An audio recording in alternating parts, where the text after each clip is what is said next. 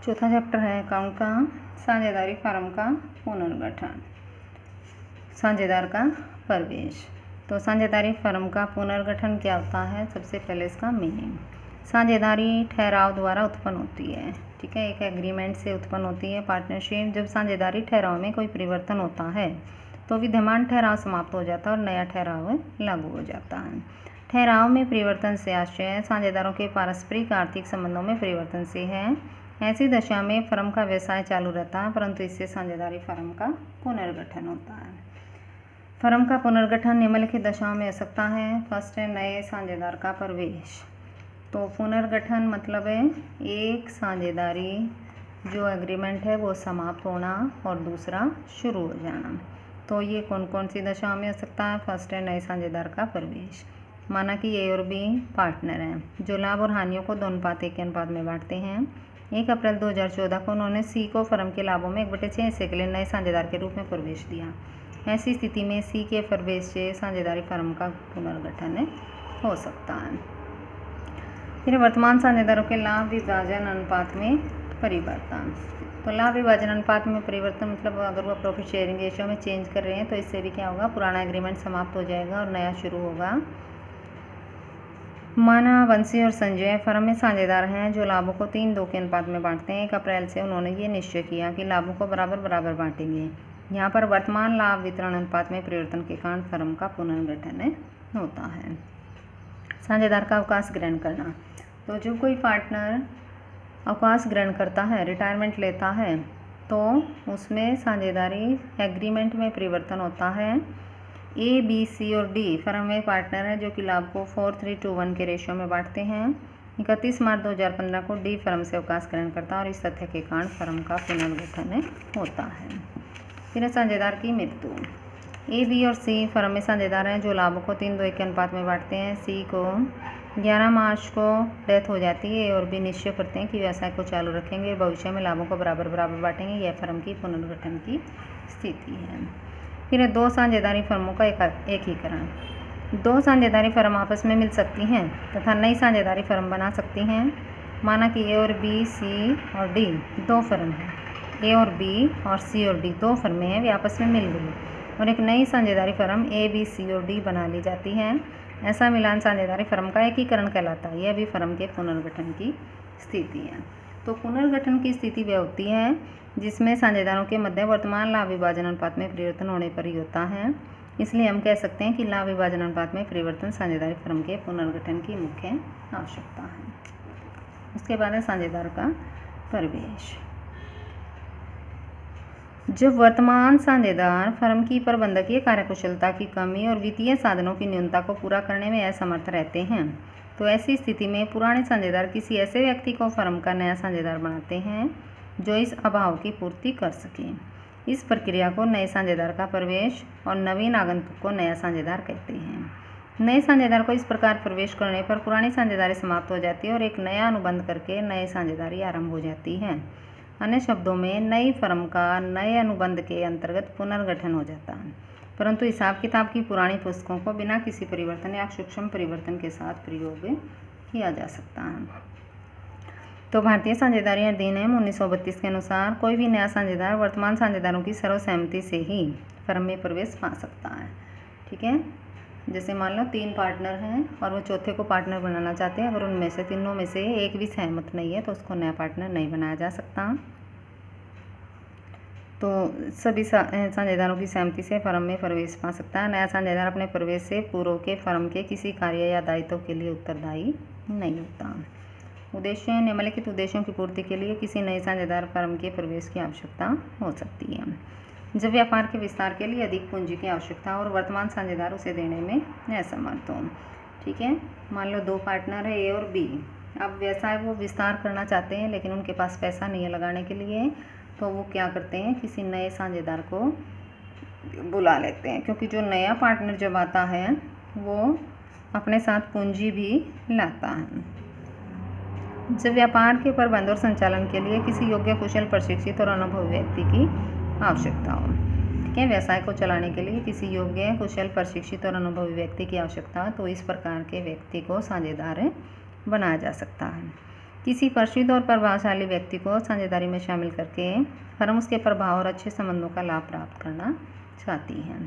किसी पुराने, अनुभवी और कुशल प्रबंधक को प्रोत्साहन देने और उसकी योग्यता से लाभ प्राप्त करने के लिए उसे साझेदार बनाना आवश्यक हो सकता है। किसी वृद्ध या अस्वस्थ साझेदार के अवकाश ग्रहण करने या किसी साझेदार की मृत्यु के कारण उसके स्थान पर नए साझेदार को प्रवेश की आवश्यकता हो सकती है। अब इसके प्रभाव, जब नया साझेदार प्रवेश करता है तो उसे 2 अधिकार प्राप्त होते हैं। फर्म के भविष्य के लाभों में अधिकार और फर्म की संपत्तियों में अधिकार। अब जब वो पार्टनर बन रहा है तो एक तो वो भविष्य में जितने प्रॉफिट होंगे उसमें उसको लाभ प्राप्त करने का अधिकार होगा, दूसरा जितनी फर्म की एसेट्स हैं उनमें वो लाभ प्राप्त करेगा। तो फर्म के भविष्य के लाभों में अधिकार।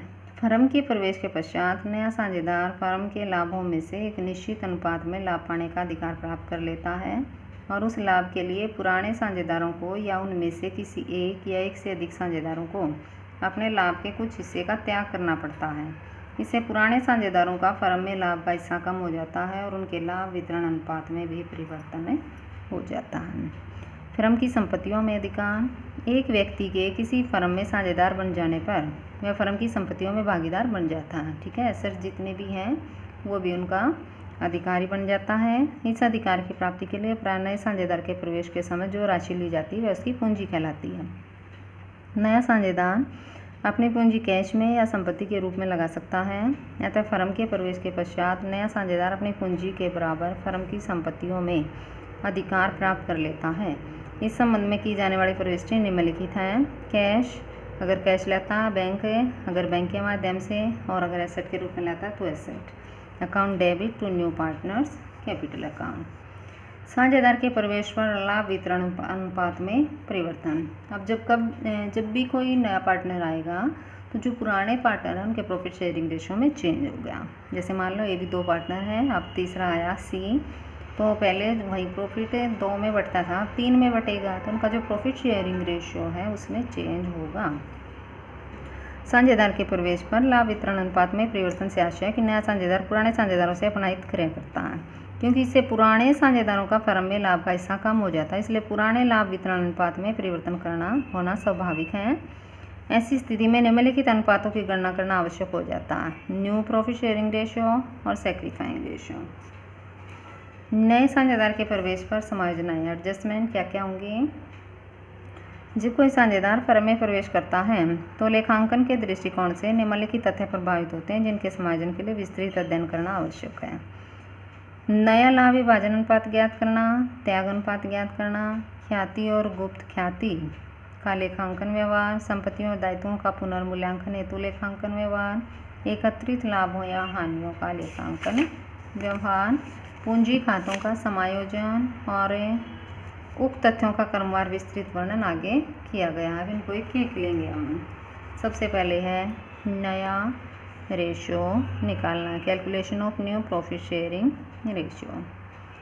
मीनिंग इसका, समस्त साझेदार भविष्य के लाभों को जिस अनुपात में बांटते हैं उसे नया लाभ विभाजन अनुपात कहते हैं। नए साझेदार के प्रवेश से पुराने साझेदारों का फर्म में लाभ का हिस्सा कम हो जाता है और उनके लाभ विभाजन अनुपात में भी परिवर्तन हो जाता है, इसलिए नए लाभ विभाजन अनुपात की गणना करने की आवश्यकता पड़ती है, क्योंकि यह नई फर्म के लाभ और हानियों को साझेदारों के मध्य बांटने में सहायता करता है। यह त्याग अनुपात की गणना करने में भी सहायता करता है। नया साझेदार अपने लाभ का हिस्सा पुराने साझेदारों से किस अनुपात में प्राप्त करता है, इस आधार पर नए लाभ वितरण अनुपात की गणना की जाती है। तत्पश्चात निम्नलिखित सूत्र द्वारा नए रेशियो निकाले जाते हैं। न्यू शेयर बराबर ओल्ड शेयर माइनस सैक्रिफाइंग रेशियो। तो नए साझेदार के प्रवेश के समय लाभ विभाजन अनुपात की गणना विभिन्न परिस्थितियों में विभिन्न विधियों द्वारा की जाती है, जो निम्नलिखित है। फर्स्ट है, जो पुराने साझेदार शेष हिस्से को अपने पुराने अनुपात में ही बांटते हैं। यदि क्वेश्चन में केवल नए साझेदार का अनुपात ही दिया होता है और ये स्पष्ट नहीं होता कि नए साझेदार ने अपना हिस्सा पुराने साझेदारों से किस अनुपात में लिया है, तो ये माना जाता है कि नया साझेदार अपने लाभ का हिस्सा पुराने साझेदारों से उनके पुराने अनुपात में ही प्राप्त करता है।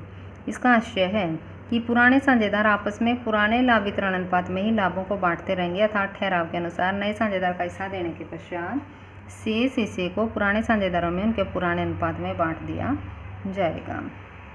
तो इलस्ट्रेशन देखो, ए और बी पार्टनर हैं 5:3 के रेशो में। C is admitted to the partners for 1/4 share, 1/4 हिस्से के लिए सी आया है। Calculate the new profit sharing ratio. तो अब देखो, अगर इस तरह का क्वेश्चन दिया हुआ है तो कैसे निकालोगे। इसमें देखो, केवल न्यू ए और बी दो पार्टनर हैं 5:3 के रेशो में प्रॉफिट बांटते हैं। सी का हिस्सा है 1/4। खाली हमें ये दिया हुआ है और हमें न्यू रेशो निकालना है। ठीक है, तो जो टोटल फर्म का शेयर मतलब जो प्रॉफिट है उसको 1 मानते हैं। ठीक है, लेट टोटल प्रॉफिट 1, उसमें से सी का हिस्सा दे रखा है तो सी का है 1/4। हम रिमेनिंग शेयर निकाल देंगे, मतलब सी का निकाल के रिमेनिंग शेयर बच जाएगा। टोटल 1 है, 1 में से 1/4 घटा देंगे, ये एलसीएम 4 हो गया, 4 - 1 3/4। अब इस 3/4 को ये ए और जो बी हैं वो 5:3 में बांटेंगे। ठीक है, तो ए का न्यू शेयर हो जाएगा, जो रिमेनिंग शेयर है उसका पहले कितना था, उसका ए बी का 5:3 का रेशो है तो इनका टोटल कर दोगे 5×3 8, ए का 5/8 हो गया, बी का 3/8 हो गया। ठीक है, तो 3/4 गुणा 5/8 और बी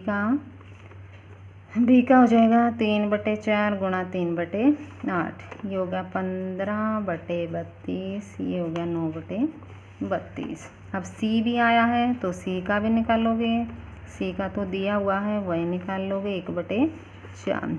तो ए बी सी का न्यू रेशो हो जाएगा 15/32, 9/32 और 1/4। ठीक है, 32 एलसीएम हो गया, 15, 9 और 4 × 8 32। तो न्यू रेशो कितना हो गया, 15, 9 और 8 हो गया। ठीक है, नेक्स्ट देखो, A B and C are partners in a firm sharing profit in the proportion of 1/2, 1/3, 1/6। ये 3 पार्टनर है पहले से ही। They admit D for 1/8 share of profit. Calculate new profit sharing ratio of the partners. तो इसमें भी वही है, इसमें कैसे हैं, ए बी सी 3 पार्टनर है, 1/2, 1/3, 1/6। ठीक है, और डी आया है और डी का शेयर है 1/8। ये हमें दिया हुआ है, न्यू रेशो हमें निकालने हैं।